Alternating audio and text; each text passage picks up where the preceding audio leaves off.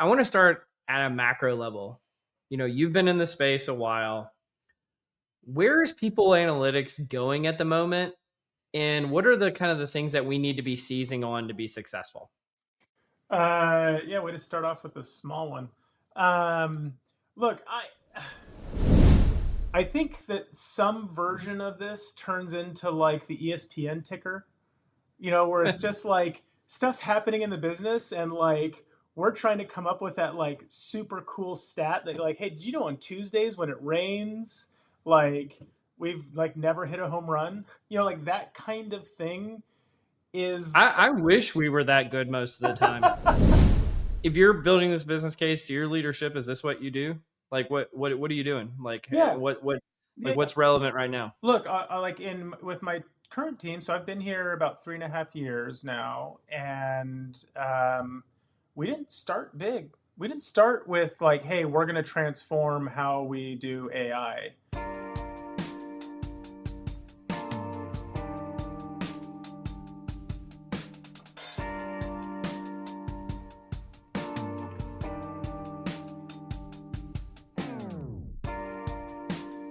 Welcome to Directionally Correct, a people analytics podcast with your host, Cole Napper. Today's guest is Tyler Weeks, Managing VP of People Technology, Research, and Analytics at Marriott. Hey, Directionally Correct fans. This podcast is dedicated to you to help educate and entertain you on how to effectively bring workforce intelligence and AI into the workplace. If you're looking to stay connected to the podcast, make sure to subscribe to Directionally Correct Substack newsletter, watch videos on Spotify or YouTube, or listen to the podcast on your app of choice. If you're looking to build up your skills this year, sign up for the Data-Driven HR Academy at datadrivenhracademy.com, where you'll learn key concepts from Cole's book, People Analytics. And if you're looking to hear from Cole directly, reach out to him at colenapper.com. As always, all opinions are our own, and thanks for being a listener. So Tyler, I feel like you're like one of the few people on earth that I could just have this conversation with. So I'm really looking forward to kind of just digging into a few things today. But I want to start at a macro level. You've been in the space a while. Where is people analytics going at the moment? And what are the kind of the things that we need to be seizing on to be successful? Yeah, way to start off with a small one. Look, I feel like there's a lot of great voices out there in people analytics. They're all kind of saying a similar thing, and I think they're right. But we kind of like I worry. Well, what are they saying? Well, I worry we get a little navel gazing with it. Like, so there's a lot of like, hey, we need to, we're not just reports, we're not just dashboards. We do predictive analytics, or we need to be in the business of making recommendations or enabling decisions, and that's 100% right. Like, that is absolutely the thing that like we always should have been doing. But I actually think like my personal bias in this is that like we need to operate more like an R&D team than like an insights team. Like I think that some version of this turns into like the ESPN ticker, where it's just like stuff's happening in the business and like we're trying to come up with that like super cool stat that like, hey, did you know on Tuesdays when it rains, like we've like never hit a home run? Like that kind of thing is I wish we were that good most of the time. If we were ESPN ticker good, I would complain a lot less. That's true. That's really interesting stuff, but that's not really like the thing that we like our real value is going to be. And I worry that like the word analytics sort of like limits us a bit, if that makes sense. I think that Well, like, it's one of those words that means everything to everybody, which means it means nothing to nobody all the time. exactly, exactly. It's like I I think that we need to get better and better at understanding at studying how a business works. Like how does Well, it can I go back? Can I go back real quick? yeah. Because what does an R&D team do? right? So I don't think many people in people analytics or HR more generally have ever worked in R&D, nor probably even know how R&D functions work. So what should a analytics function take away from R&D, and what does R&D do that is worth copying? Yeah, like so. Look, in a successful research and development environment, you kind of have a few different stages or sort of like horizons that you're looking at. You typically have some amount of work that is like moonshot. It is like low probability, far down the road, just like wild ideas that you're like, hey, I wonder if we could, these are like Rube Goldberg machines. Like, could we make toast using like just the parts out of an old fax machine? Like, hold my beer. Like, it's that kind of thing that's just like way out there. Um, you have every once in a while, one of those things will actually be a little bit intriguing. Otherwise, it's just kind of like, some version of Mythbusters where they're just like flying a car into the side of a mountain to see what happens, right? Like that's so you like you have those sort of far out efforts which are purely imaginative. Some percentage of them are going to like strike like inspire an idea that's like, actually like we could probably do that thing. And so you have kind of a mid-tier thing that's like you actually have some reason to think that this might be helpful or have some legs to it, and so you put a little more investment into it. Like what could this be? What could we You go test it, you build a prototype, you put it in front of a few users, you get some initial feedback, and most of those die too. Like, but you've got this like big shelf of them, and then you've got where you're sort of ramping into like what you'd call like high volume or production, where it's like, hey, some small percent of these are really going to make an impact, and we've got to get this thing up and out the door and to everybody. And so like that funnel is probably like, I don't I think we've talked about this before. I think every team and every person has the same ratio of good ideas and bad ideas in your head. It's like 1 to 1,000, and there's nobody I think it's like a fundamental limit. Like nobody that's like smart has a better ratio. They just get through the bad ones faster. And so like I think the whole function of an R&D team is to burn through the bad ones. Like how do we just get all of these ideas on the board, test them, and get down to the good ideas? Yeah. And I think that rather than people analytics being either a little too focused on just like reporting and dressing that up as like value add, or a Yeah. little too focused on like blue sky initiatives and trying to sell those on PowerPoint. Like, hey, what if you gave us a bunch of money and a bunch of people and we went and did this thing? They're sort of building that funnel to burn through the bad ideas. Yeah. Um, So let me ask you this. Do you think if a CEO or CHRO were listening right now, they would say, you know what? I wish my people analytics team were more like an R&D function? Or do you think they would see it as a luxury they couldn't afford? um, well, so I I actually think there's a case to be made. I think Sure. if they heard those words, they'd go, "Oh well, yeah." Like, I mean, sure, it'd be nice, but like, I think if you were to really take it and break that down into sort of practical terms, it's a thing that I think any company can and should be pushing their people analytics team to be. And it doesn't take a ton of upfront investment to do that. Um, there's I'm going to use a sports analogy, even though like we're not supposed to use sports analogies anymore. But this one's so good, and everybody loves Moneyball, right? Again, The no one's listening. It's just you and me. We can use all the sports analogies we look, want. look, people for a while, like everyone loved to quote Moneyball, or they'd be like, "Hey, let's go do this like Moneyball," or like, Mm-hmm. and then they would go and do the Yankees. Like if you've ever read the book, like they would just like, "We're gonna do Moneyball. We're gonna pay the most for the best talent out there." That's not the lesson from the book, everybody. The lesson from the book is that base hits win baseball games. Don't worry about scoring. Like, worry about just getting on base. If that's all you do, you can build a great team, right? And I think that that is true for R&D and for people analytics as well. Like, don't worry about transforming the company. Like, worry about building momentum one small win at a time. That's your best business case. So I actually don't think that there's a ton of value in walking into an executive meeting or into a boardroom and going, hey, we need an upfront investment of $100 million in people analytics so that we can transform the company so that we can get you more revenue. You're never going to get it. It's about identifying those wins that start to build the confidence, and it's like incremental investment, and then you build it up over time, not not just like one big. I don't know anybody that could successfully make that business case. Like, it's just not a thing. Yeah.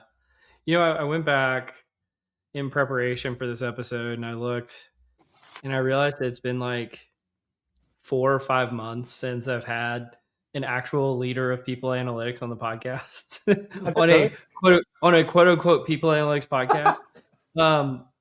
And so you're bringing a unique perspective to the podcast in the sense that you're actually doing this in your day job.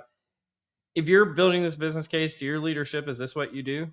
Like, what are you doing? Like, Yeah. what's relevant right now? Look, I like with my current team. So I've been here about 3.5 years now, and we didn't start big. We didn't start with like, hey, we're going to transform how we do AI. We started with, hey, what are like this? Like, it's the most obvious stuff. Like, what's the most painful thing out there? Oh, well, it's really hard to know which reports we have. Okay, great, that's easy. We can like make a menu and like I'll tell you actually, like, here's what really I think won us some credibility to go do more things, is that instead of building dashboards, we started building web applications. Because the biggest, like, what's the difference? The difference is that dashboards like in Tableau or Power BI or whatever you're using, they only give you information. They don't actually let you take action. So if you imagine that, like, if Amazon was divided into 2 separate websites, one where you could look for stuff and one where you could buy it, just imagine how much less stuff people would buy. So what we took the approach of, let's build applications that present data and let people take action. Let's shorten the distance between insight and action. That was our mantra. How do we shorten that distance? And we did it through some fairly simple tools, that like low code, no code tools that we had available to us. And that was the magic trick. That was the thing where suddenly we had a bunch of HR folks out across the organization that didn't have to have 4 tabs open to get stuff done. And they, it felt like a totally different experience.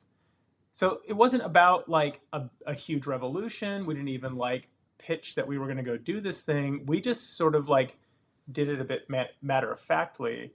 And since then, that got us sort of the interest and the confidence to kind of go do the next thing and the next thing and next thing. And now we're, I'm very excited about sort of the work that we're pushing or driving kind of across the organization.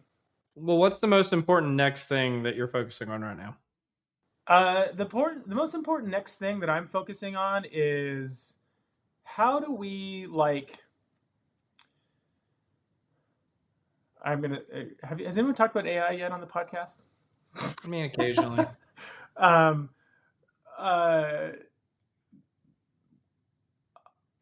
very worried that we are in this domain right now with AI where we're just talking about the way we've always done things and slapping AI onto it and calling it transformation. Like, I'm very worried about that. Like, it just feels like, like the Henry Ford quote, it feels like we're in like the faster horses phase of AI. I want a faster horse. I feel like we haven't actually landed on the thing that's going to change how we run a company. What do you And think that'll be? I think it will be. I think there's kind of two things. One, um, documentation is now code. Everything you write about what work gets done and how it gets done and how you should do it, whether it's a policy or a standard operating procedure or whatever, is now viable code for an agent or somewhere to use that, or it could be. Um, and if you're running a multinational, like, or a large company, and so you've got a lot of variations of those policies and those operating procedures because you operate in a lot of countries or a lot of different brands or sort of verticals within your business, you're not actually doing policy governance. You're now managing a giant open source software problem because you have all these people submitting or managing branches to your documentation, and if you were to put an agent on top of any of that, you would get all kinds of wild answers.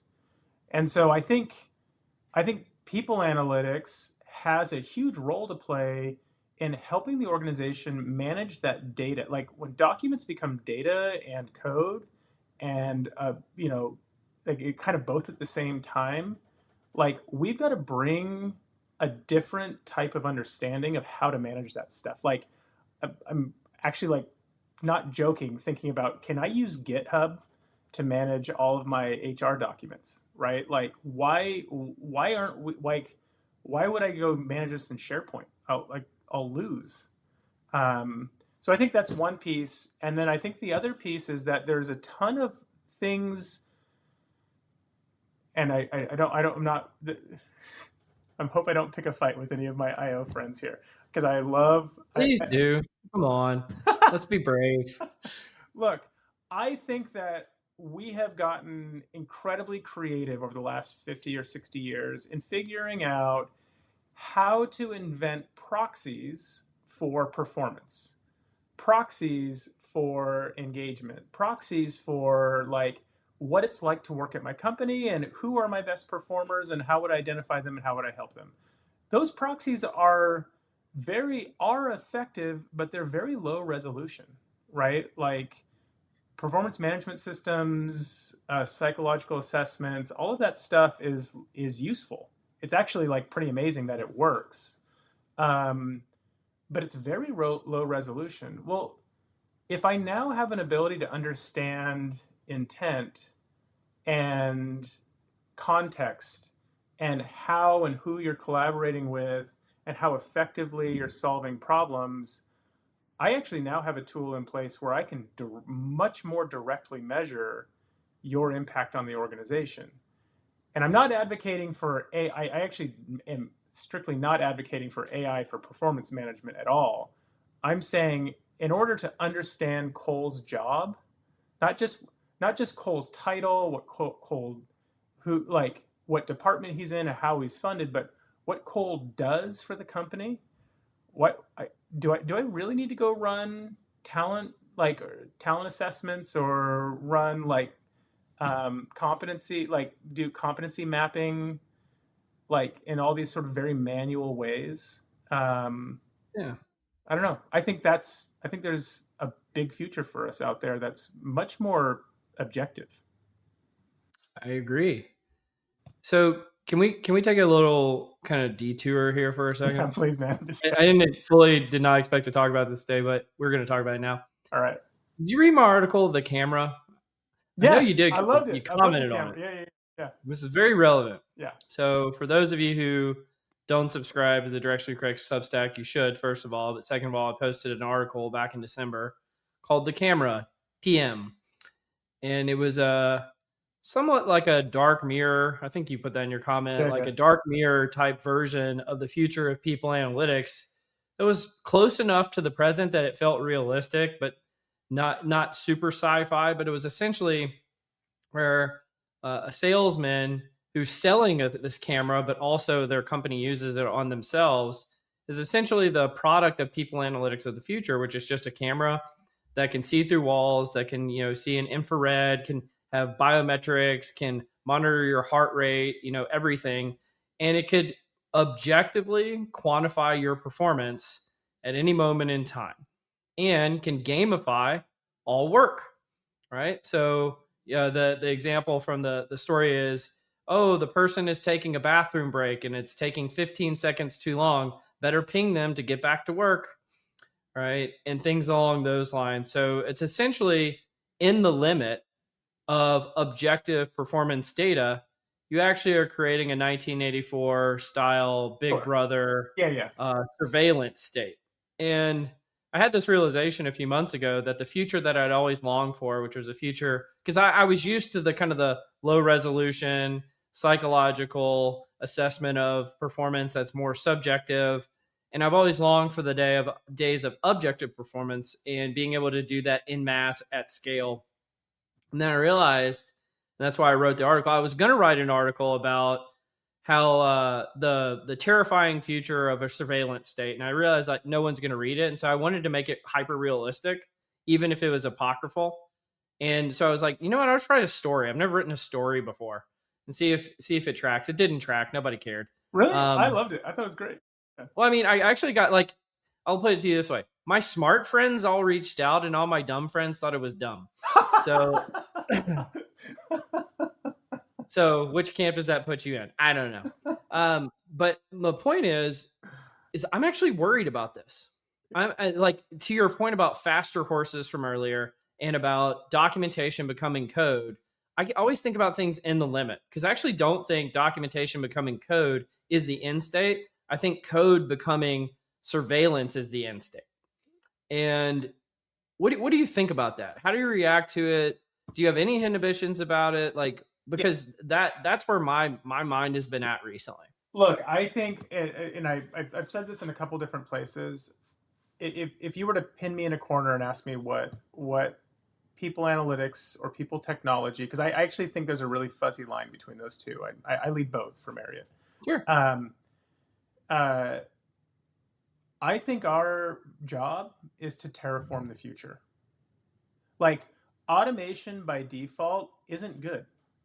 It's neither. It's neither good or bad. It's just a thing. And like, Yeah. there are plenty of horror stories of for people who have worked in highly automated environments and just how like inhuman and sort of like horrible, like sort of like your story kind of camera like it is. That's a terrible future. That's not a human friendly future. So when I say terraform, I mean it. Like we've got to make the future a place we want to be. I think that those tools could be used for good or bad. Like for they could be productive or not. And like, um, here's think about the indicators on the dashboard in your car, right? Mm-hmm. They're not telling you whether or not you should upgrade your transmission or you should get a different exhaust system. What they're telling you is if everything is running as expected or not. Is there a problem? Should you go check your engine? There's a difference between diagnostics and performance like optimization. Mm-hmm. And I think that that's a salient difference. So for example, just given my background, I think in terms of like entropy, like the amount of information that's in the company. But there's a definition of entropy that I think is important, which is it's it's not just disorder, it's all of the possible combinations that could add up to the same thing. Like how many different ways could you get to the same answer? And I think when you think about talent, that's an important definition, because in a company, you're going to have some roles that by design you want to be high entropy. You want there lots of different ways to be successful at that job. Those would be highly creative roles, right? Like you would want to see that somebody like that a person in that position is connecting with lots of different people during the week. Lots of different tasks are coming their way. Whereas a low entropy position would be like a highly tactical, highly repeatable. There's kind of one way, like you're processing payroll. There is like, maybe that's a bad example, but like there's kind of one way to get this done. And like, that's really what we're paying you for is to like, just do this like repeatable thing. I would, a simple engine diagnostic, if you're actually looking at what people do, would be hey, I've got a highly creative role. I might have a problem if it looks like this person is just kind of repeating the same thing over and over again every single week. I don't know if they're successful. It says nothing about whether or not they're doing the job well, but like, are they connected enough to the rest of the company? Or if I've got a very low entropy role and I see a lot of variation, they're just like all over the place every week, is there a broken process? Is there something happening that's causing this person to go run around and contact customer support and resolve issues that shouldn't be there? I, does that make sense? Like I think Yeah. there's a very important way that we could go use this that isn't kind of doesn't go into that sort of camera land, like dark mirror land. Um, I think a big piece of it is visibility. So like one thing in your camera story Yeah. is sort of the implication is that nobody knows what the camera saw. I think in a world where we have these tools and we've got these great diagnostics, I think that people need to be able to see what it it's collected and what it's said, right? So that like they have a chance to sort of like understand or address it, or does it make like there's some Yeah. transparency that's got to come along with it for it to not be like the most creepy thing ever. Sure. Well, Tyler, you have a intoxicating way of breaking down problems and being logical about how to think about these things. Some might call that critical thinking. Um, what what well, first of all, what is your background and how did you learn to do this? And did it come from your days as a mortician or from learning from morticians as a So child? yeah, that's a funny way to drop that. So funny story. I do come from a long line of morticians. I actually never worked at the mortuary. Both of my brothers did, and my dad did, and I like they've all spent time at the family mortuary. When I was a kid, though, I do remember going to like cousin's house and running around and playing hide and go seek, and there was like bodies on the tables. So I don't know. Maybe Most that's people don't laugh at that, but we grew up in a mortician household. That's called good old fashioned humor. yeah. Yeah, look, my background's in physics, and I started my career just in R&D. Like I was doing sort of deep technical research and development in an engineering department at Intel, and I loved it. I mean, I really did love the work that I was doing. It was very intense. It was high impact. At the time, we were sort of like at our peak in terms of like ahead of the competition.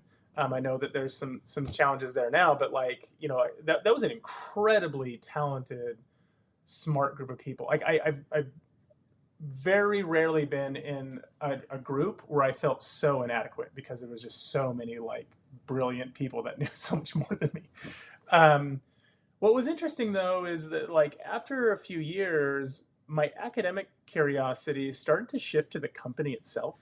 Like electrons and plasmas and gas pressures and all that. So I understand that like that I can make sense of, but people were absolutely nuts, and like how the company ran and how we made decisions and how we and like I remember reading that McKinsey report that's like famous, like the war for talent one that they've repeated a few times.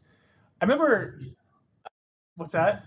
Yeah, I said a few they thousand just times. Yeah. reissue it every Yes, I'm uh, familiar. um, but there was in whatever version I saw, there was like this thing that was like, yeah, if you hire the top 5% of the market, you'll win. And I was like, that's cool. That makes sense. How would I know? How would I know who they are?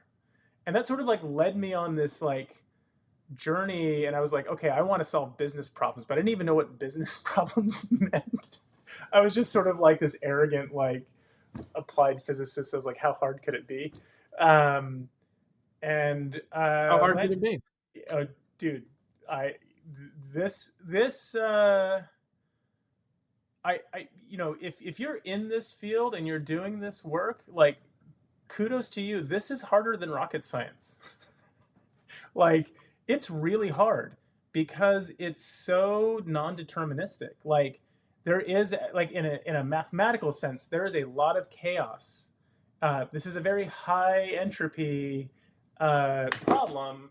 And so, yeah, you're not going to have like very elegant, you're never going to have really elegant solutions. And so you end up with a lot of like rules of thumb instead. Yeah.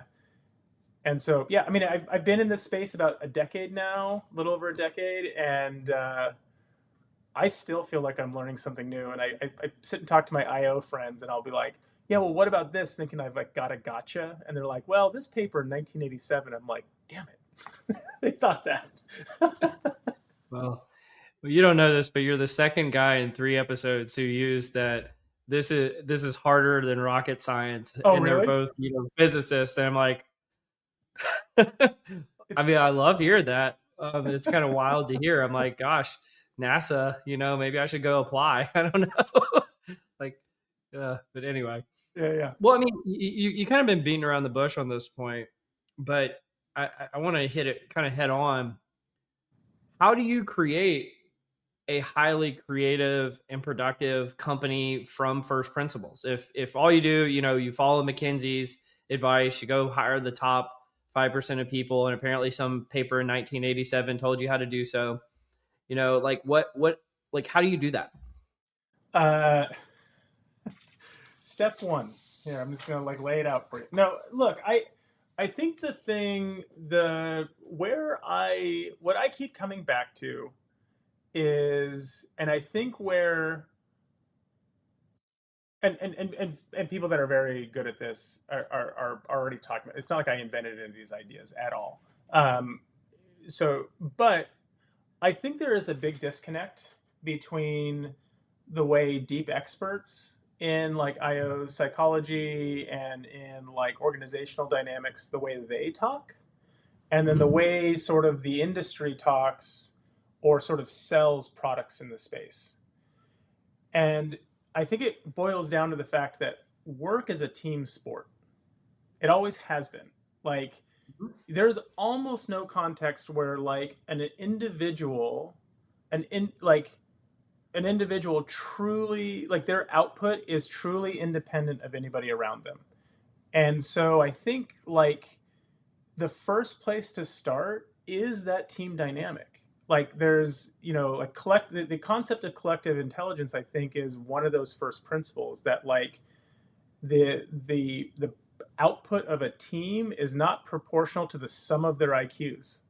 It's how they share ideas and how they collaborate. To me, that is like one of the core principles.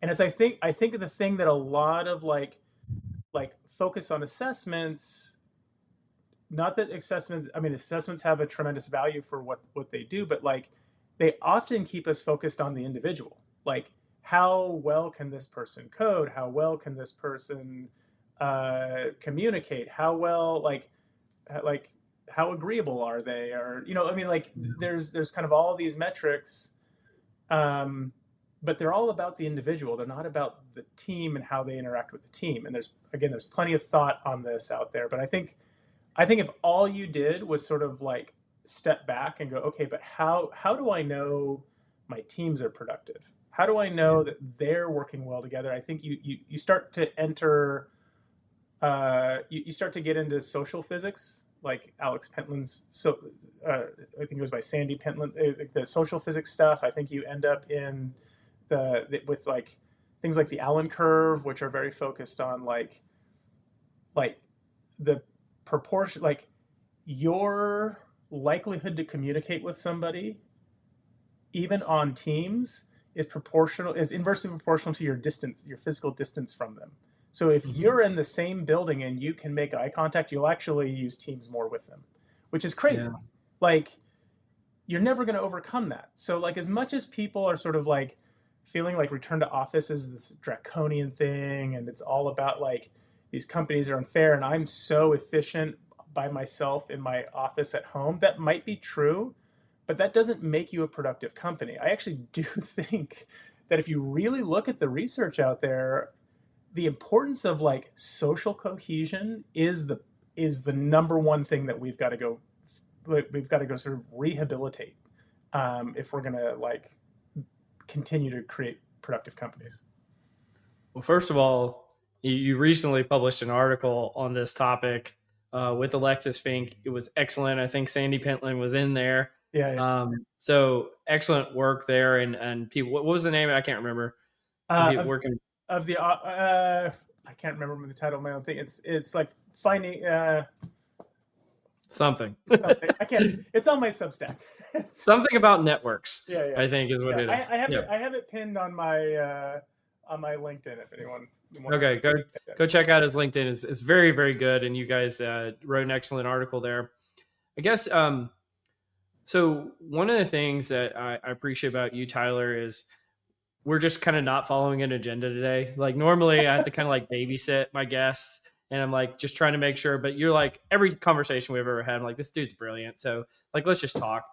I want to kind of take like a contrarian stance here. So my entire academic career as an IO psychologist, I learned about things like the social cohesion and how important it was. And we also learned about things like, intellectual assessment, IQ, general mental ability, and all these types of things. And we always realized it was sort of this balance, right? So the famous Schmidt and Hunter that we've talked about on the podcast before, which is, since been not debunked, but, has been recalibrated because the meta-analysis findings were wrong. But it was essentially like IQ and personality together were the best predictors of performance. However, if you look at kind of the elite parts of our society, right? So you think the elite higher education, Silicon Valley, venture capital, the places a lot, and you actually like look into these things, which I have, and I suspect you have as well. They do not prioritize things like social cohesion, and they are very much in the camp of IQ is the end all be all of what you should be assessing for when, especially in the creation of new organizations. And that's a broadly held belief. This is not like a niche thing that I'm bringing up. And again, these are folks that are, highly esteemed, would be very akin to look at the science and follow what the science says. Why do you think that is? Why do you think that we're so far afield? I think that there's a bit of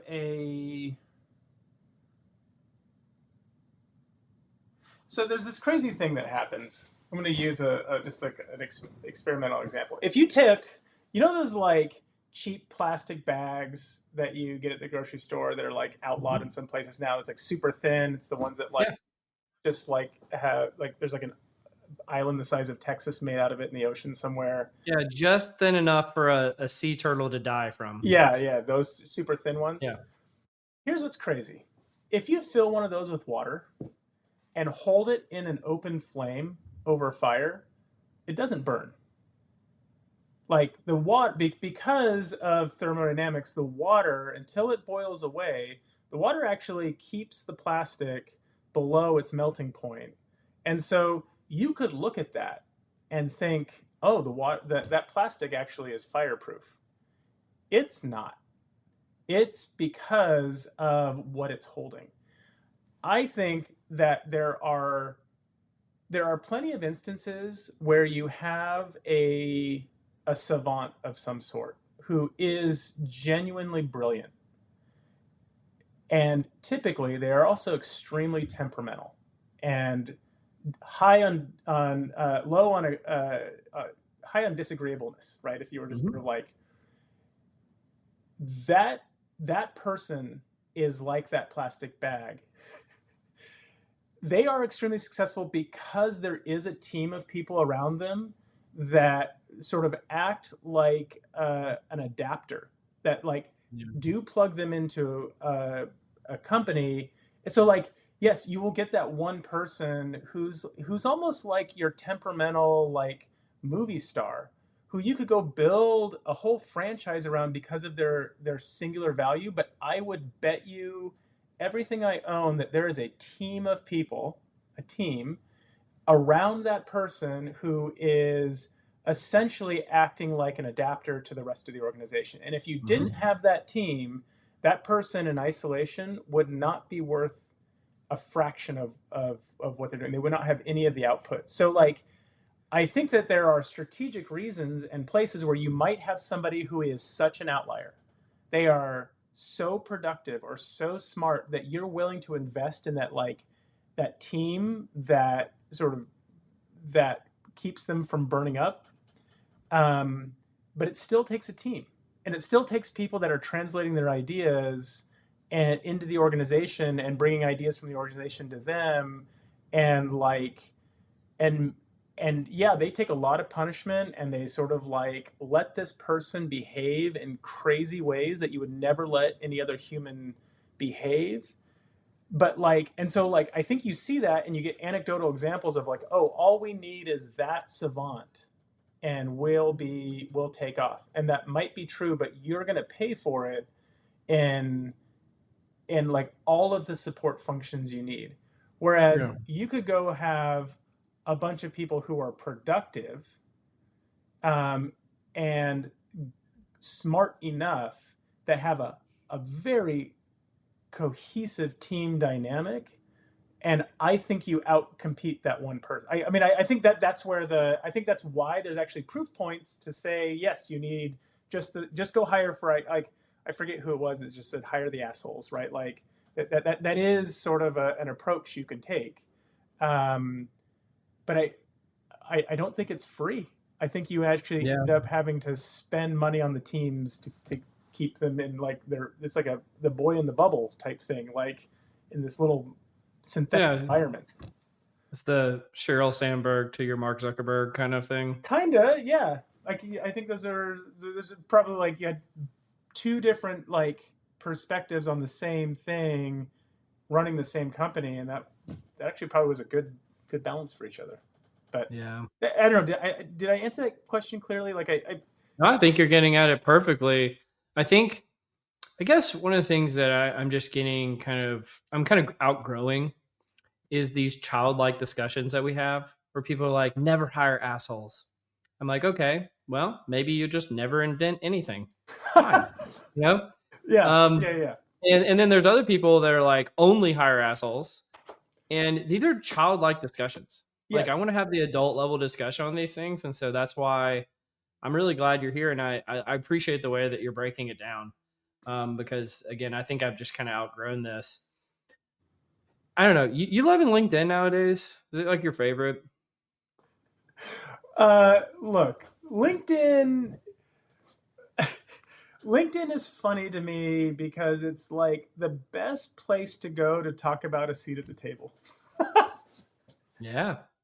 I It's not where you go to get the seat, though, is No, it? no, nobody with a seat is talking about the chairs. That's the funny thing about that like whole narrative. And so like LinkedIn's funny. It's just like very self-congratulatory. There's a lot of like posts where I think what people are trying to do is like communicate insight, but they're either doing a parody of a newscaster. They're like trying to be like the money guy on CNN, or was it CNN?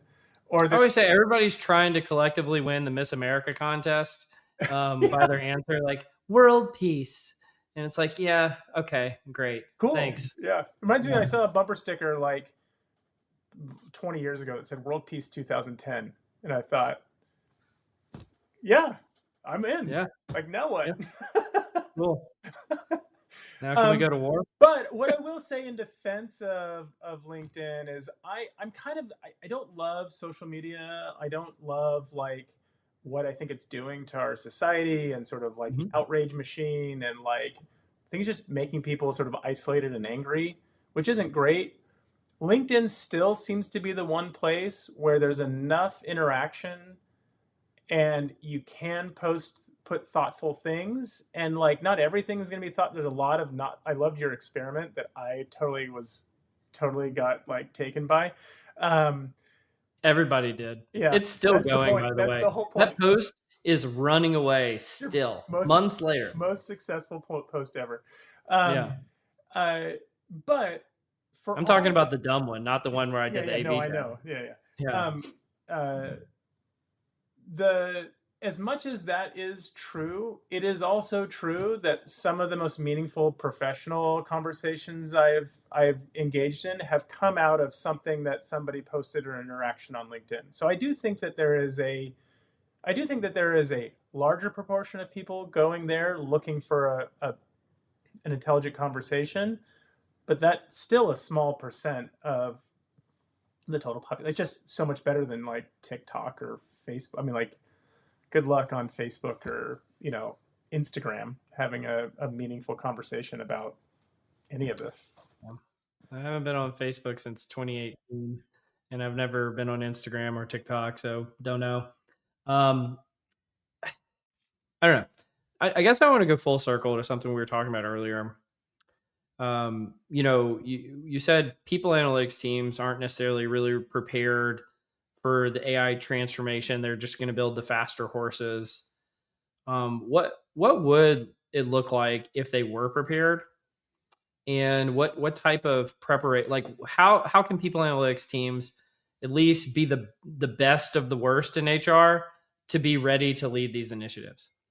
Um, so first of all, stop asking people if it can do something. Ask it.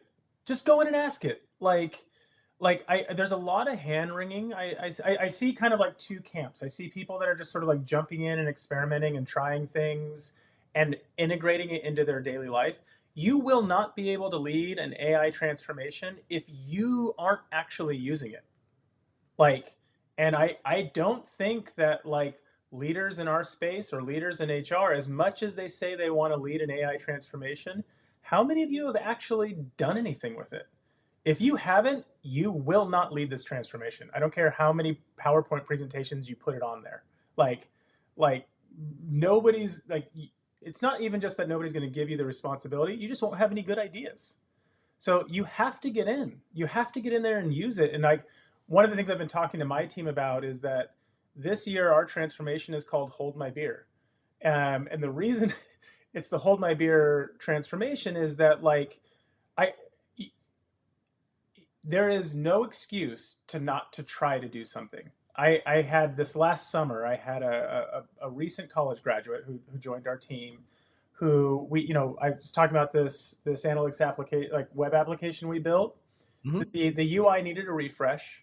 The manager of that team asked for volunteers of who wanted to take on like a new UI. She raised her hand and never written any CSS, never written any HTML, had never done any web development of any kind. Like had some like SQL and Python and R, but like never done like built a web application.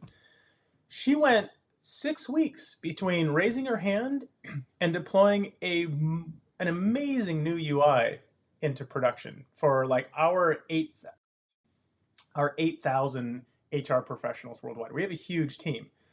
That was incredible, and she did it all. She didn't. It's not even vibe coding. So like, stop using these like these catchphrases. It has nothing to do with vibe coding. She just went in and said, "How do I do this?"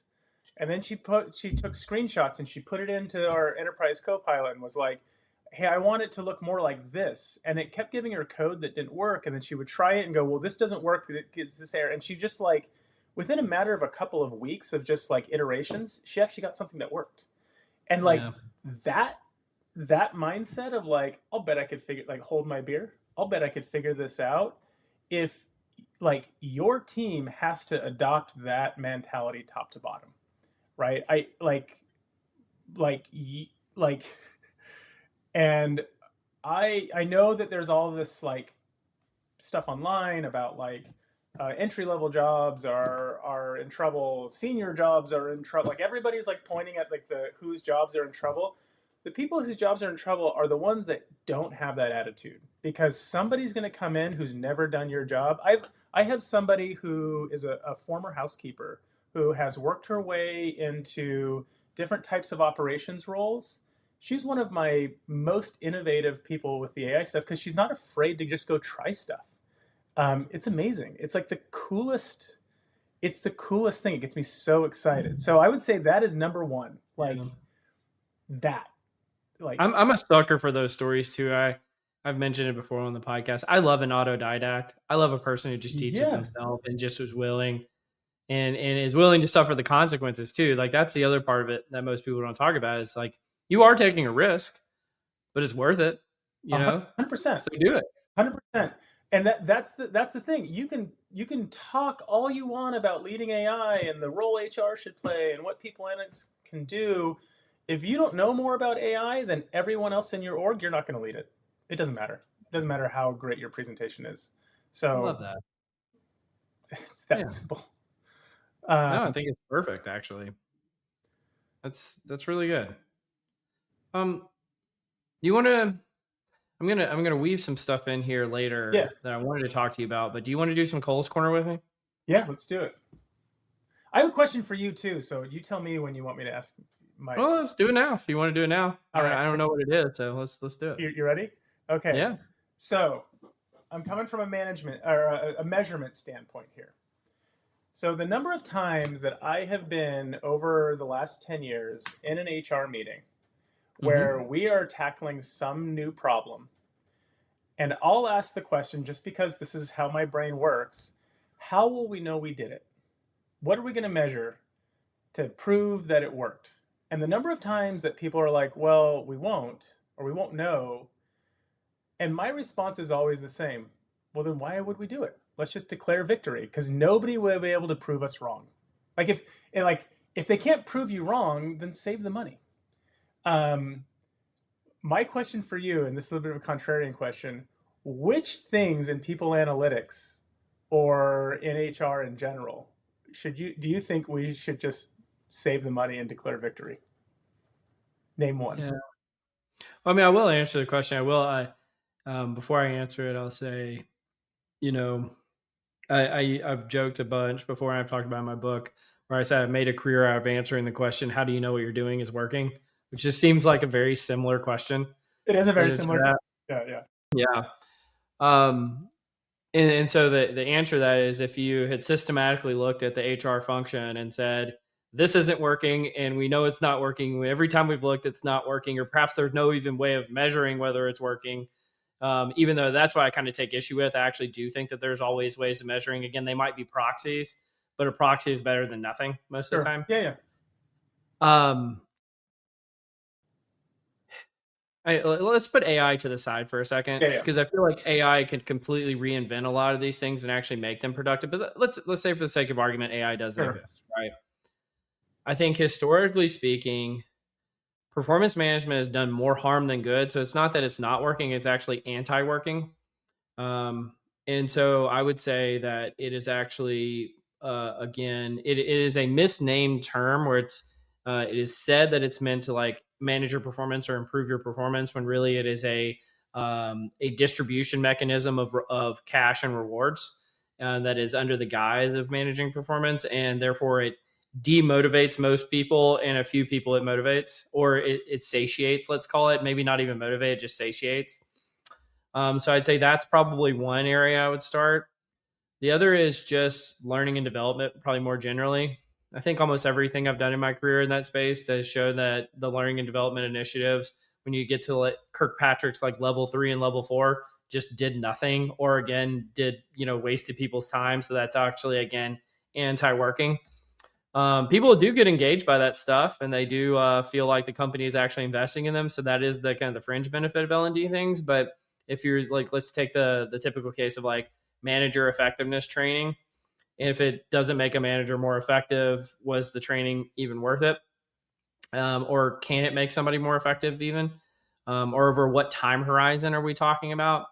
I don't know. Those would be places I might start, and then like don't because I think most people would say, oh, it's got to be like something like the transactional stuff, like an employee service center or like payroll or something like that. You know, AI is going to come for those things. So I'm not even really worried about them. But I think that the HRBP community itself, right, is anti being able to measure their effectiveness, right? Mm. I know I've never seen a company that's like, you know what? How are we measuring the effectiveness of our HR business partners? That is the like you want to get everybody to hate you immediately. Propose a way of measuring the effectiveness of HR business partners in mass because I think they would again tell you it's more art than science in terms of the effectiveness of their jobs. But also, I think there's like a secret percentage of them just like really doing really screwed up stuff for the company that nobody gets to see, and they just like profit from that. Um, I don't know. Did that answer your question? Because I think I said a lot of really provocative stuff. So there's a lot Yeah, of meat on no, the no, bone no, there. no, no. You want to touch any of that? What I will do is, I think you've picked out I think like performance management is a good one that like I do think that there's some of these things that have a lot of value because they exist. So it's not for the reason that like you people think that they're there. And the metaphor I would use are life jackets on an airplane. There is some thought, and there's an article in like the Wall Street Journal from like 10 years ago that claimed that life jackets on an airplane have not saved a single life. Because if you're scuttling a plane in the middle of the ocean, in fact, there's an example where the life jackets actually resulted in a bunch of deaths because people put them on inside the cabin and then it filled with water and they couldn't get out. Yeah. So like, but they do serve a value in that in reassuring the passengers. The Yeah. fact that it's there is what's important, not the brand of the life jacket. And I think that there are plenty of functions that are kind of like that. They are important because for people to know that they are there and to feel confident that it is that they've got support. But like you could go spend all kinds of money and time like really innovating around the life jacket, and you could confuse yourself that you're saving lives because that's what life jackets do, and forget the context that you've just crashed a plane into the ocean. Yeah. So like it's really about psychological safety. And I think if you were to take, which is an important factor both on an airplane and a work environment, and if you took all of those things and go, okay, how are they contributing to psychological safety? You probably could get to some justification for why they're important. But again, it's not, like to your point, it's not probably what the label says. I So love how you weren't willing to touch any of it. So that just tells me I went into a very uncomfortable spot. But you know what? I don't work in HR anymore. So there you go. Well, let's now do some Cole's Corner. How about that? let's do it. Welcome to Cole's Corner. All right. I got some rapid fire for you. Yeah. If you weren't into people analytics or HR technology, do you think you'd go back into the family business, or what else would you have done with your career? Go into you go back into the mortuary business. Yeah, Um, make your father and your grandfather proud. Would you go and do sure, that, or would you do something else? sure. I I could.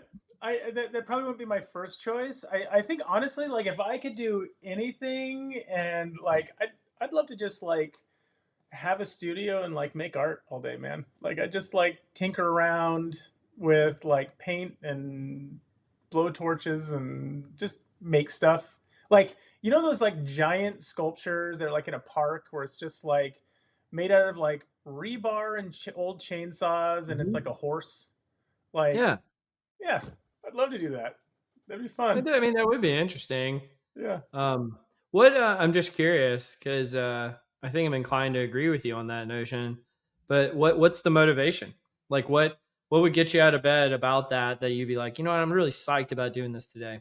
Honestly, it's the same thing that like gets me excited about my job. I just love to Mhm. experiment. I love to like play around and tinker with things and sort of like figure out how to make it work. Or like, could I could I make, you know, I don't know, like a working replica of a riverboat out of toothpicks? I Yeah. bet I could. It's just I don't know. Like I just like experimenting with stuff, and for me, art is sort of it's just another laboratory. It's just another place to sort of experiment and try things, and like it doesn't work, and so I try a different thing. Um, I just I just like that feeling of Yeah. of experimenting. That's interesting. See, I come at it from a completely different perspective, which is, and again, I think this is just like what I think people who get to know me realize I'm actually kind of like an emotional child in some capacities, but I wanted to create something beautiful, you know? I think that's like when I have a good podcast, I like, oh man, that was beautiful, or I write a good article, or I do so like a great presentation or something like that. I'm like, it's the beauty in it that like really that motivates me and like gets me excited. I don't know if that makes No, sense. actually, that perfect resonance, and I think that's similar. That's a kind of a different way to state, like, but like, what I want is to like figure out how to make it. Like, hey, could I like figure out how to make this beautiful? In fact, I've got like Mm. a bunch of like the art that I have made has been specifically around like, could I make like I did a project once where I bought like cheap folding chairs at Target that were like $10 each, and I don't know why I was just like, could I make these cool? Like if I use these as my dining table chairs, would somebody walk in and go, oh wow, those are cool? And just like even though they're $10 folding chairs, um, I don't know. There's like a challenge in there that I love. So I love it. That's awesome, man. Visionary voices, bold breakthroughs. This is Shally's Alley, where top recruiting minds spill their best kept secrets live every Friday at 1 p.m. Eastern. Raw, unfiltered conversations on sourcing, hiring, and the future of talent, where we ask the tough questions no one else will. Tune in and level up. Well, what's the place you've never been to that you most like to go and why? oh, um, place I've never been to that I'd most like to go. You know what? I really want to go to Costa Rica. Really? It's not like that wildly exotic, but like I worked with in a previous job, we worked with this amazing team that was all based in Costa Rica. And every time we got on a call, they were like, one, they were just like amazing people. They were just like so excited as a group. And then they always had some cool story about like some national park they went to there. And I was just like my one chance to go there, like for work, was like March 2020. So like it got Oh canceled. yeah. So yeah, I've been meaning to get to Costa Rica. Well, do you want you want to come? Yeah, Um, sure. I uh, I got some guests coming on the podcast later this year. We're talking about a People Analytics conference that I'm keynoting down there in Costa Rica. Are you serious? Yeah, if I could get you an invite, would you want to go? Yeah, man. Hook me up. All right, I'll ask. I'll We'll come. make this happen. That's so fun. That wasn't a setup, by the way. Anyone listening to this, No, I should just again just riffing. Um, if you were a character in any book, TV show, or movie, who would you be and why? oh, like way to keep it narrow. Um, any book, TV show, or movie? Uh, you know, like this is probably a deep pull unless you're like our exact age. Like I and I don't know why this came to top of mind. I probably could give you 80 other answers. I loved when I was like a teenager, I loved the movie Patch Adams. I loved Really, that movie. it's a good movie. Yeah, Great movie. Um, I'd want to be Patch Adams. That's my answer today. I love Um, that. yeah, just like really know your stuff and like wildly unorthodox in a really fun way. That definitely tracks too. I love that. That's a good answer. I would. I mean, I forgot that movie existed, frankly, because it's been so long since I've seen it. But that's a good deep cut. I Yeah, like that. there you go. Well, I got one big question for you. Yeah. You come into the field of people analytics and HR technology, you know, with this background in the applied sciences. We talked a little bit about first principles thinking. What do you know about people analytics that you think no one else knows? Oh, wow. Including people in people analytics. Yeah, anybody, Um, myself included. uh, well, I mean, I'm sure there are people that feel something similar, but I think that I used to get asked a lot when I first made the jump about why this, right? Like why not like colonizing Mars or like, clean energy or whatever. And I worked on fusion early in my career. I worked on in medicine early in my career. So like I've like research in those spaces. I think that this is the most important problem. And I could I wish I had all the faculties of a like kind of the persuasive faculties to convince people of the importance of this specific problem. And I think it has to do with the scale of human endeavor. Like as we look at the complexity of the things that we need to do.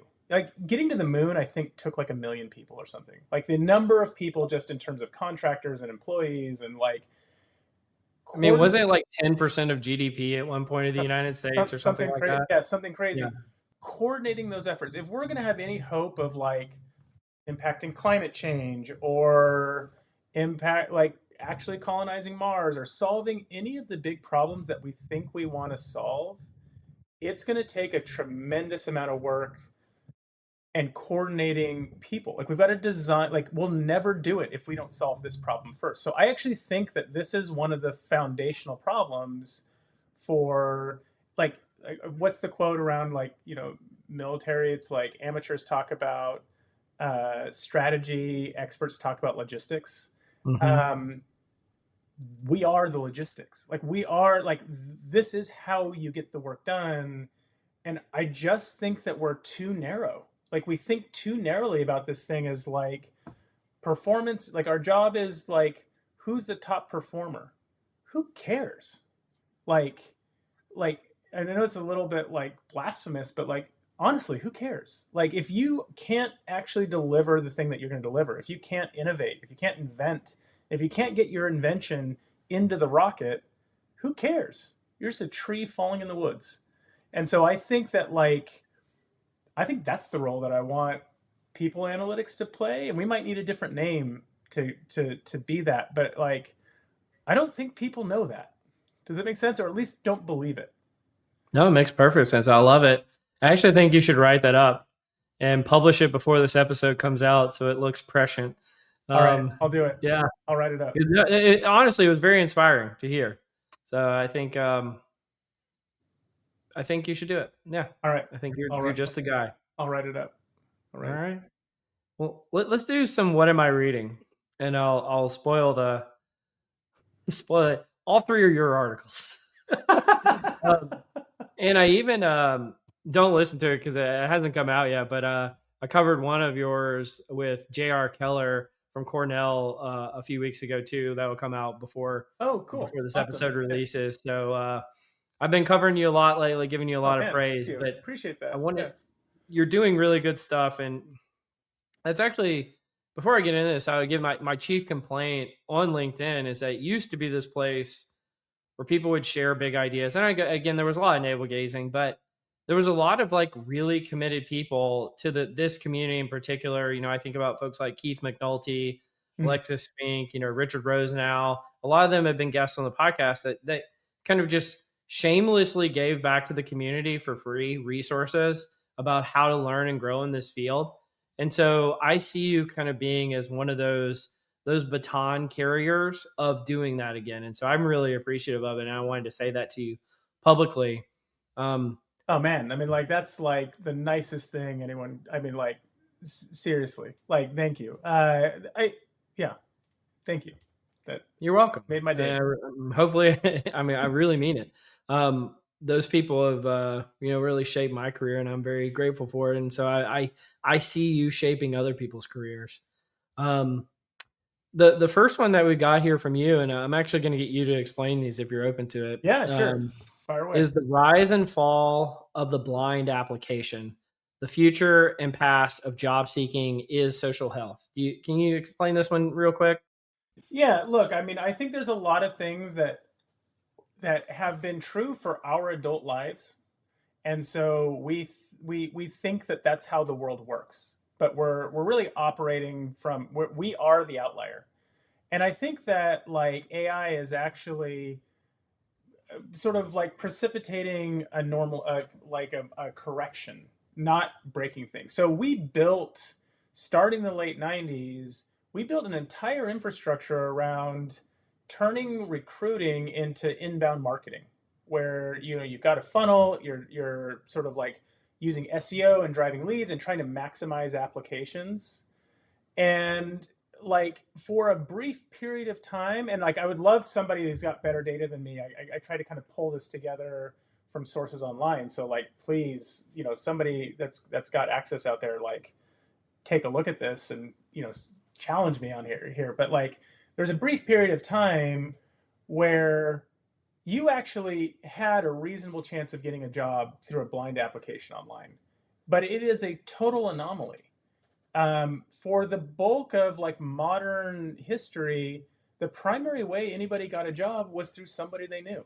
Most jobs were filled through referrals. And what I think we're seeing is that we're just returning back to that place. And if I was a recruiter, I'd be very excited about that, because that means the value of my little black book that has people that I've actually talked to, that I actually have relationships with, that I've validated, and I have got proof points that they're actually good at their job, has just become tremendously valuable. Because you know what? I know it's not a bot. I know it's not like a malicious actor from like a foreign state that's like trying to, penetrate security at an American company. Like that's a tremendous amount of value, and we're going to have to learn all these skills again. I was at a conference and we were talking about this, and it's what inspired me to write this. And someone was like, well, but what about people that are uncomfortable in social situations? And I don't mean this in a, like, I have a heart. So I understand that that's uncomfortable, but like you're not going to change reality. Like then they're not going to, if they can't sort of like develop tools to handle that sense of discomfort and get out there and have social networks and have people that they are in contact with, what we call weak ties, like in contact with professionally, they're not going to get jobs. They're going to continue to apply online, and they're going to be just in line with 10,000 other people for a single role. Just statistically, that's a 1 in 10,000 chance. That's not good. I wouldn't bet on that. So I mean, it's not as bad as it looks. 5,000 of them are bots. So you're only competing against 5,000. Yeah, that's true. 1 in 5,000, even better. But that's what I mean is like, there's just a lot of decrying, like, oh, recruiting's broken. Yeah. No, I think recruiting was like in this weird meta state for a while, and we're just kind of returned back to like the thing that was always true. Yeah. It's funny. I remember earlier in my career, I used to get jobs by applying online. Mm-hmm. And I remember that drove my parents crazy, because they're like, no, you need, like the classic baby boomer wisdom, you got to go out there and network and meet people. Knock and all doors. This kind of stuff. Yeah. I'm like, no, I don't. I just have to have a good resume and apply online. And then your article disabused me of that notion that actually they were always right and I was always wrong. And I just lived in this little statistical window of an aberration. And yeah, I think I commented on that on your LinkedIn post when it first came out. I was like, my entire adult life was a statistical aberration. That was a great phrase. I love that. Yeah, that's exactly. But yeah, man, I think that like this is really helpful stuff. I want to hit you with the next one though, and again, I'll tee you up a little bit, but I'll have you take us through it. Vacancy chains and the limits of internal mobility. Again, I think this was a little bit of a spicier one, where you're getting a little bit into the skills debate that we didn't cover earlier. Yeah. I knew we wanted to cover here too, but can you tee this one up and maybe we can talk about some of the skills related things as well? Yeah, look, I mean, I think this one is more of a response to, again, like some of these are more of an education to folks who have gotten a lot of their education on these topics from vendors. So like there's a lot of narrative that's driven by like selling you an outcome that I just don't think is real, or it's a little too binary. Internal mobility is a great one, right? So like when if you would be forgiven for believing that like internal mobility is always good. You just want to maximize internal mobility because that's going to like give your people more opportunity. It's going to make them feel better about their careers. It's going to like all these things, but you have to understand that like like too much is churn. It's moving people around, and it's very important. Like, you might be looking at, as a people analytics team, internal mobility in terms of attrition is leaving the company. But for a manager or a leader of a team, attrition is leaving their team. And that is just as painful for their team as it is for the company. And if you ignore that, you're not actually helping those leaders lead the company. You're sort of like, you look tone deaf because you're like, well, but look, attrition's an all-time low. And that manager's like, I lost 20% of my team right when we were about to launch a critical product, right? Because you went and ran a campaign to go like move people around. So the idea of vacancy chains is that like, it's not actually free to move people internally, because when you move somebody, you've just created a hole, like you've created a vacancy. So even if your internal hiring costs are 1/10, like let's say they're 1/10 of your external hiring costs, well, if you do 10 of those and then in the end still have to hire someone externally, you actually doubled the cost of your of of hiring. Like, Yeah. you didn't save any money. You just disrupted 10 different teams and spent twice as much. So like, I think there's some limits to it. And if you're just sort of indiscriminately taking people because of skill, like we can kind of dip into the skills thing, but that was the genesis of this, that like, no, even this thing that like has, like, it gets talked about as if it is like universally positive, has its limits. Yeah.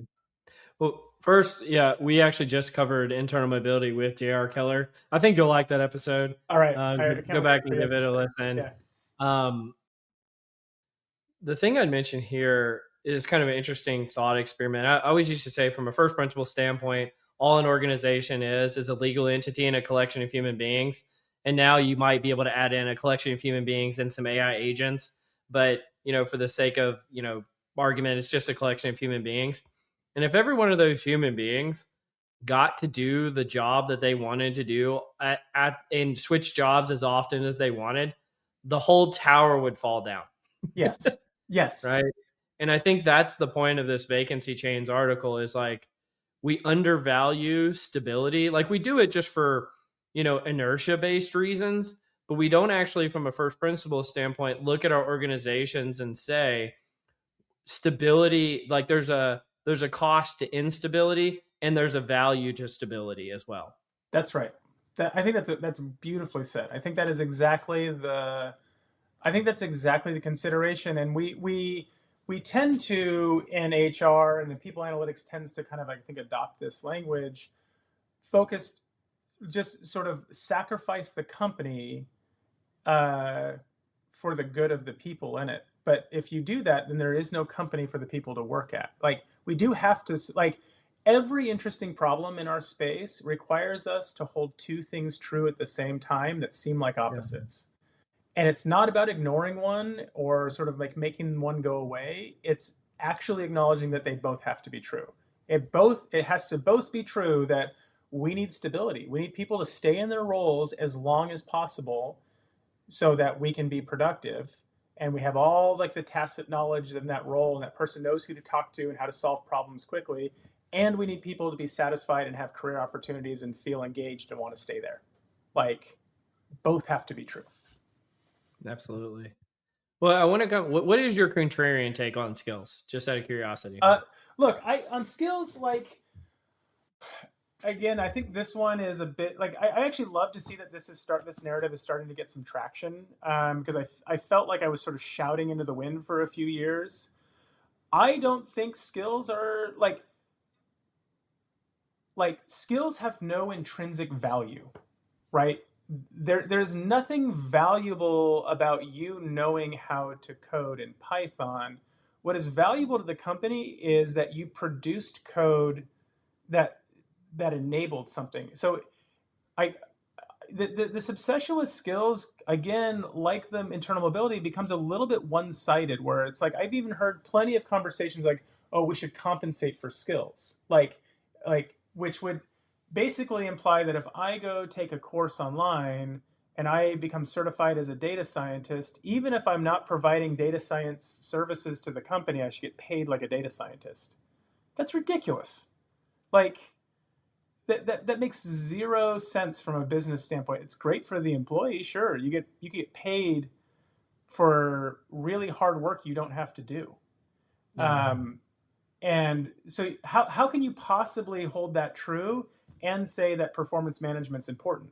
Because you've just now created a situation where somebody is, by definition, producing zero of a thing.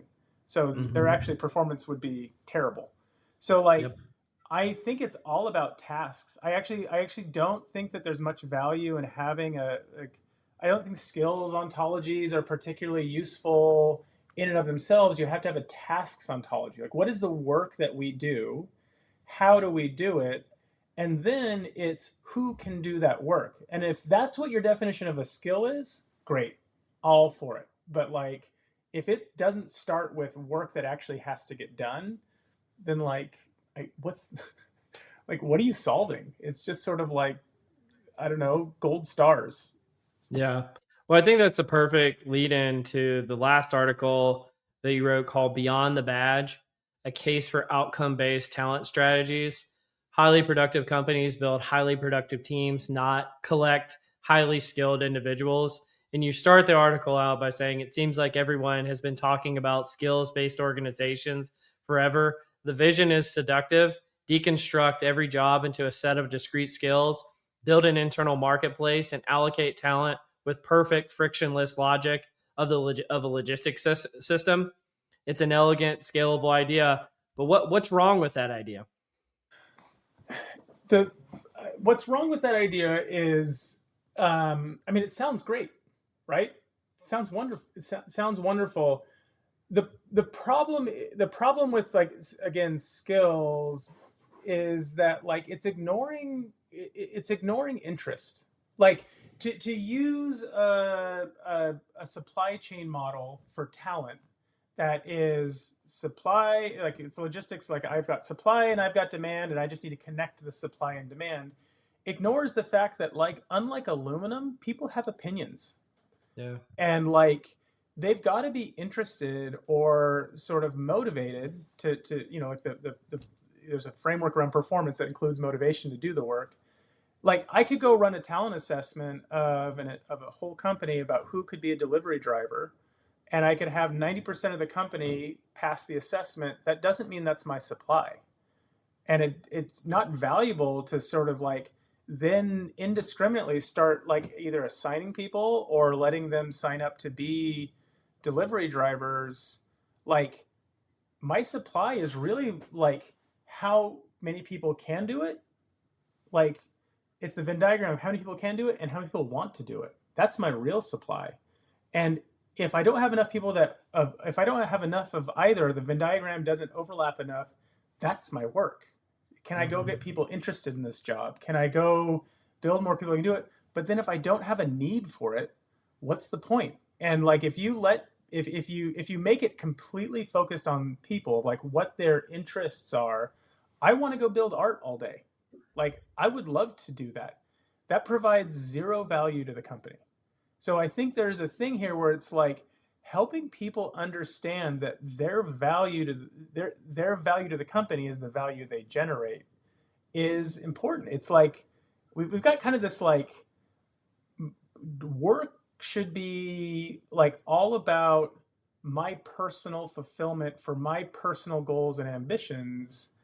I just think that's a little bit like I don't know what we're doing if that's what we think our job is to help them do that. Like, I think people should find meaning at work, but I think it's about helping them find meaning in the work that we need them to do, not in just sort of like whatever sort of meandering interest, like takes LinkedIn by storm and now everybody's an AI expert, right? Like, It's funny how that happened.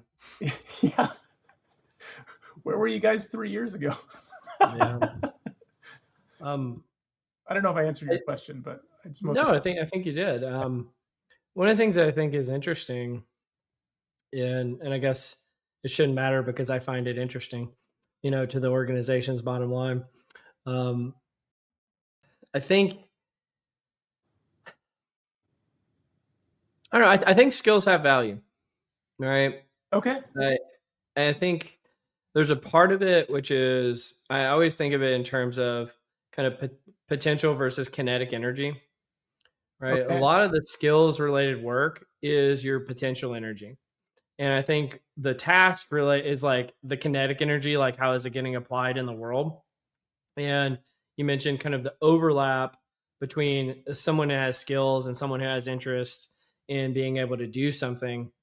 I am curious how you get that interest data and how that overlays with the skill data at scale, because that is an interesting concept. And thinking about that as like an alternative to an internal talent marketplace Yeah. is like a skills versus interest marketplace or something like that. I think it's actually fairly simple, right? Like Yeah. if you build, so if you have you have all the positions in your company and you have job descriptions for all of them, you do Yeah. have a pretty good sense for demand, right? Yeah. That's pretty easy. Um, if you try to get like collect all the resumes or have everyone fill out talent profiles on your HCM or whatever, you can get some percentage of the company. Like chances are you probably won't get much more than 50%, but you'll get a Yeah. good like critical mass of like people that you at least knew in a point of time what they knew how to do or they claimed to know how to do.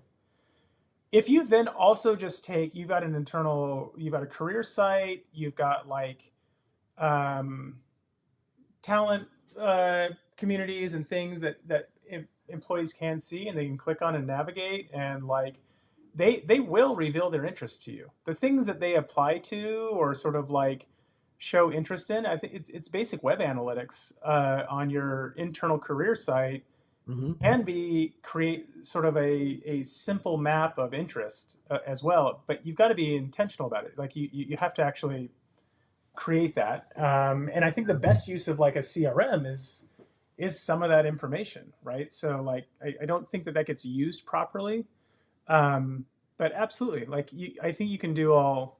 I think you can do all three. Oh, Uh, sure. I, The the can thing I I'm just? kind of reacting to is Yeah. I have this proclivity, which is I'll try on new ideas like a new pair of pants. And I'm just like, oh, I'll try that out. And one of the things that happens oftentimes is I'll get somewhat myopic or nihilistic about something like, it doesn't matter at all. That means that none of the things that I do matter at all. And that means all of my career was worthless and all this kind of stuff. And I'm like spiraling out.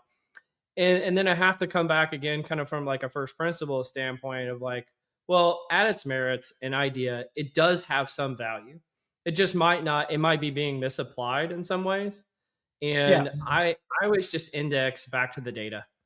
The data is what matters the most to me because I don't think anybody would argue, that a human being having the right knowledge, skills, abilities, and other characteristics for a position is important, and that they're executing the task for that particular role. And this whole like task versus skills debate, I'm actually thinking about having a debate on the podcast about it, frankly, because I'm just again kind of tired of like these childlike discussions on the topic. But it's not like an either or. You have to I, have both. I Like you have to have both. Like, and it would only be a person who isn't thinking about the consequences or hasn't seen the other side of the argument that can't argue that you need both. I don't know. How do you react to that?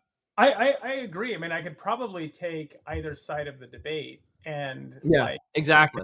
convince myself that like no, it's actually this or actually that. Like I think what I react to is actually sort of the predominant narrative is too far one way. So I think Yeah, what you're getting from me is strong language to try to bring us back to the middle. sure. It's not that I'm advocating for the extreme other end in reality. I just this idea that like and I actually think your metaphor of kinetic versus potential energy that really Yeah, resonates with me. I mean yeah, I think that's a perfect analogy. by by giving people opportunities to learn new things, you are increasing the potential energy of your company. yeah, Absolutely. Um, if there is nowhere, if you increase potential energy too much, you have a bomb, right? Like you don't, if you don't have opportunities and you just keep pumping energy into this system, but there's nowhere for it to turn into kinetic energy because you don't actually have those jobs, yeah. it's going to explode, and it's going to explode in the form of attrition. Like you're just going to have people leave and get frustrated because you just created a whole lot of energy that has nowhere to go. I think about it like a developing nation that has too high of birth rates and no jobs. Right. It typically falls into like some kind of war. Yeah. It really too much potential energy. But then the vice versa is like Japan, where the birth rates That's decline right. and the population is declining, so the potential energy, the oxygen's just getting sucked out of the balloon. Right. And you can see this playing out in the real world. That I don't know. I feel like a lot of the arguments I make on here are just like Goldilocks zone, not too hot, not too cold, children. But really, it's about getting into that Goldilocks zone of the potential energy. Not just, I don't know. Don't throw the baby out with the bathwater. You're just Buddhist. You didn't know it. It's all about the middle way. I guess so. Maybe so. Tyler, this has been a lot of fun. Hopefully you enjoyed this. I kind of needed this in my life, to be honest with you. I've just been needing an episode where I'm not just, sitting here like doing PR for somebody. So I don't know. Anything you want to wrap up with? Anything we haven't covered? No, I mean, I think this was so much fun, dude. Like, honestly, like every time we talk, I just come away and I'm like, actually, I do pretty cool work. Like, I'm pretty excited about this. Look, I love the work you're doing, man. I think this podcast is awesome. I want more people excited about this. And I meant what I said. I think that this is one of those important things for us to go figure out if we want to do anything amazing. Like, we've got to solve this first. And so yeah, thanks for carrying the torch, man. Yeah. Like, I think you're inspiring a lot of people. So it's good stuff. Well, thank you. I appreciate that. Well, on that note, where can people find you if they want to reach out? I'm on LinkedIn, and I also have a Substack. That's probably the two best places to find me. So it's the best Substack on people analytics currently. There you go, Tyler Weeks. Well, you've been listening to Directionally Correct, People Analytics podcast with your host Cole Napper and our today's guest Tyler Weeks. Thanks for joining me, Tyler. Yeah, thanks, Cole.